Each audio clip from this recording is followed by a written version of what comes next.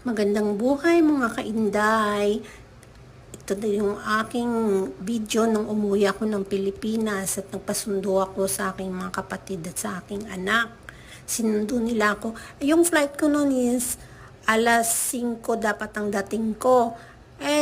Ang aga ng Cebu Pacific, dumating ba naman ako ng 4:30. Ang sabi ko sa kanila, alas 6 nila ako susunduin.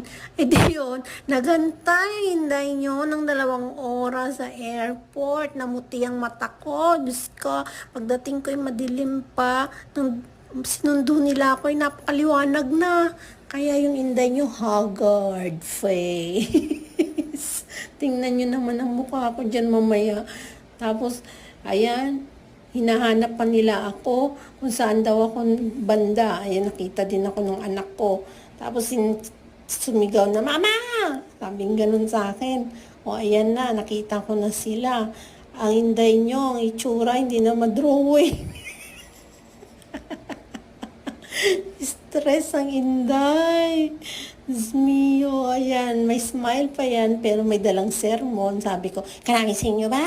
Ako yayawan sinulat sa inyo ya? Ako yung gisugat nyo." Ayun.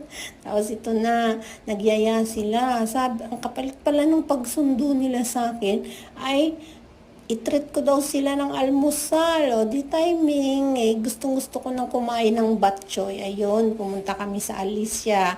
Ayan ang mga ganap namin. Simpleng banding lang pero ang saya-saya sa uulitin, sa aking pag-uwi. Marami pang adventure.